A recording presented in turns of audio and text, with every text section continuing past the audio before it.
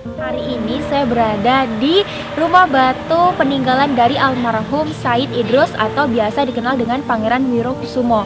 Beliau sendiri itu adalah salah satu pangeran yang sangat berpengaruh oleh perkembangan Islam yang ada di kota seberang sendiri atau biasa disebut dengan Sekoja seberang kota Jambi. Pemirsa, konon katanya juga rumah ini itu banyak sekali sejarahnya yang ingin saya gali, dan nanti kita akan bertanya langsung kepada salah satu cicit dari Pangeran Wirokusumo atau almarhum Said Idrus sendiri. Kita akan menggali sejarah apa saja yang ada mengenai rumah batu ini.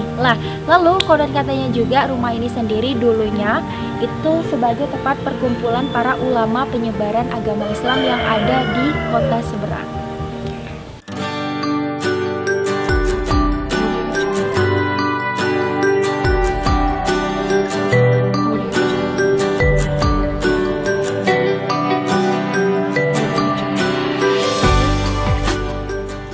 Kali ini 720 berkesempatan untuk mengobservasi langsung sejarah dari rumah batu peninggalan almarhum Said bin Idrus atau biasa dikenal dengan Pangeran Wirokusumo bersama salah satu cicitnya. Kita langsung masuk ke dalam yuk.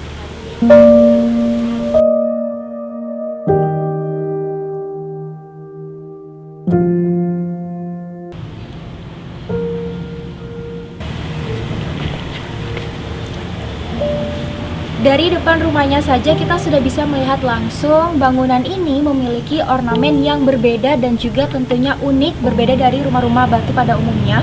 Pada zaman dahulu rumah ini sendiri adalah salah satu rumah yang bangunannya menggunakan batu dan juga tidak menggunakan semen sama sekali, pemirsa. Nah, konon katanya rumah ini menggunakan kapur dan beberapa campuran alat-alat yang lain untuk mengokohkan bangunan batu ini sendiri.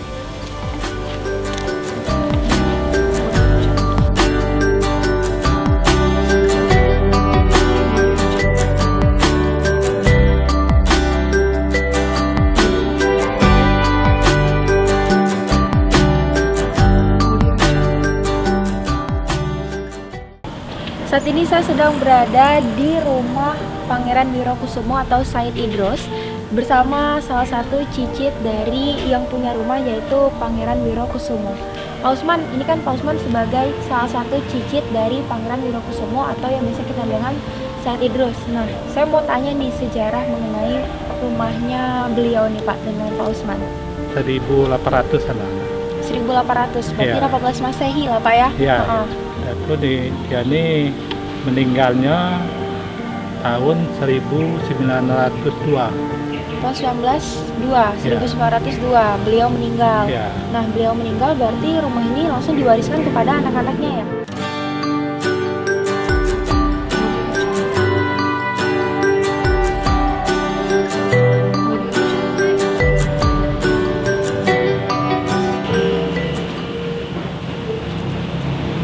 Menurut informasi sendiri, rumah batu ini terdiri dari 8 kamar. Nah, 4 kamarnya itu ada di lantai bawah, yang lantai seperti saya berdiri sekarang. Lalu 4 kamarnya lagi ada di lantai atas. Nah, di bagian depan, teman-teman nanti bisa lihat ada anak tangga yang untuk langsung bisa naik akses ke atas.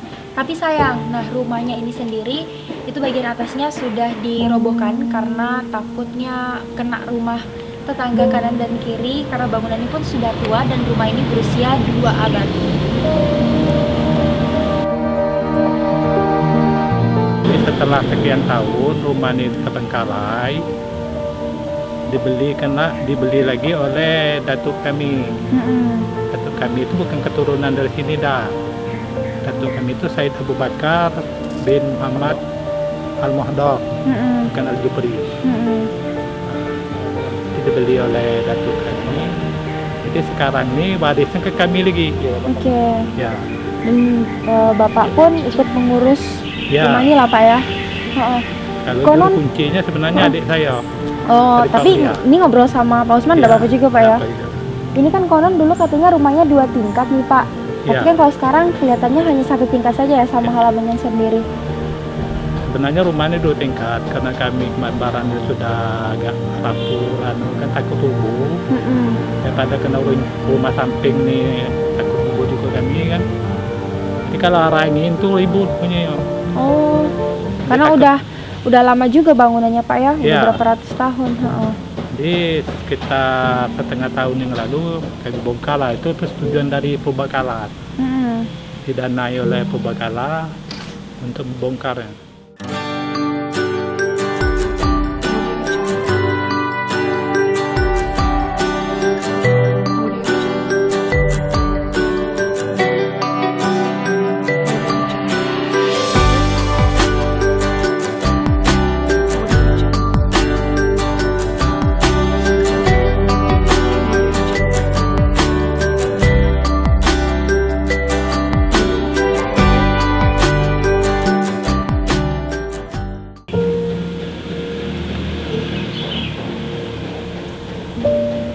Itu adalah bangunan bekas dari anak tangganya lantai 2 dari rumah batu ini sendiri. Tapi seperti yang saya bilang di awal, bahwa rumah ini di lantai 2-nya sudah dihancurkan atau dirobohkan karena takut roboh mengenai rumah-rumah para tetangga yang ada di sekitar rumah batu ini sendiri.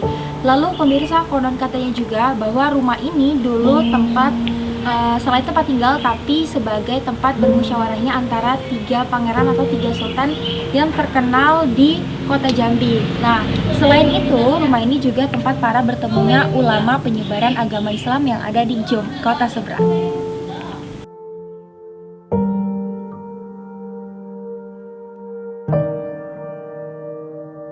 Dulu konon katanya rumahnya Said Idrus ini juga dijadiin tempat pertemuan para ulama yang menyebarkan agama Islam ya di sini. Ya. Itu sultan-sultan yang ada di Jambi ini kalau kapan dia ada mau istirahat di sini. Oh, di sini, Ya. di rumah beliau. Mau berembuk permasalahan apapun dia ke sini. Kalau keterangan sejarah. Rumah batu ini bersebelahan langsung dengan pondok pesantren yang terkenal di kota seberang, yaitu Pondok Pesantren As'ad. Dan biasanya dahulu teman-teman juga menginap atau berpondok di rumah batu tersebut.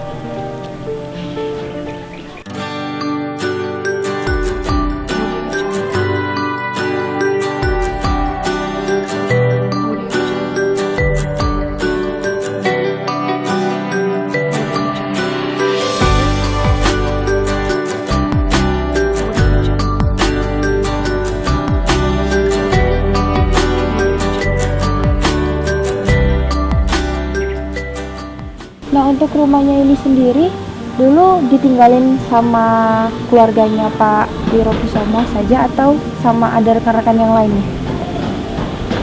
Kalau kemarin memang keluarga dari Said Idrus ini kan inilah setelah dibeli oleh datuk kami apa itu nih.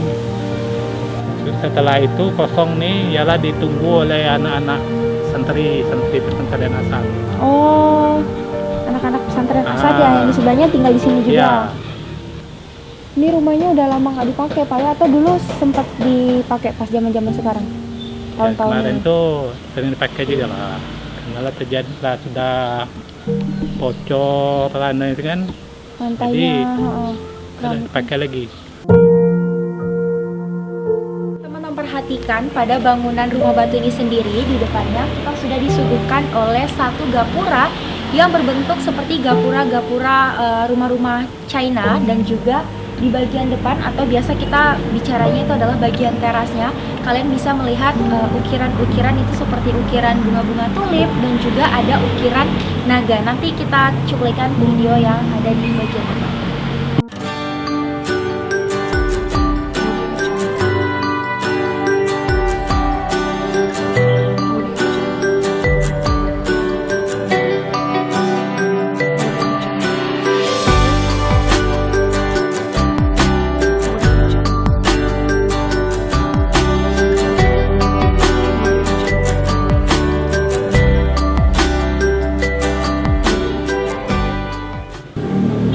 Teman-teman bisa lihat langsung, ini salah satu ukiran bunga yang bunga-bunga khas orang Cina itu yang terdapat di bagian tengahnya rumah batu ini sendiri. Nah, seperti yang saya bilang tadi bahwa rumah batu ini arsiteknya adalah orang Cina, makanya untuk ornamennya dan juga ukirannya sendiri itu banyak unsur Cinanya.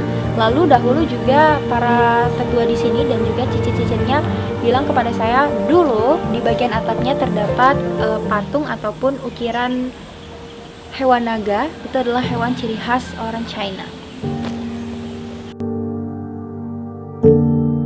Oh, berarti ini posisi rumahnya ini yang bagian depan. Ya, depan.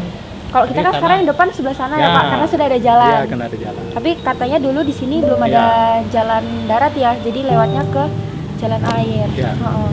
Itu ceritanya gimana tuh Pak dulu? Kalau keterangan kemarin, sini kapal pelabuh. Oh, ini kapal labu. Karena kan Ya, coba mau kemana patah ini lah. jalur sungai ya. Tahun kemarin, tahun berapa kemarin saya masih sekolah lah kan. Pernah kami dapat rantai kapal. Oke, berarti untuk jalur transportasinya dulu lewat jalur sungai ya. Kalau untuk rumahnya sendiri ini sudah pernah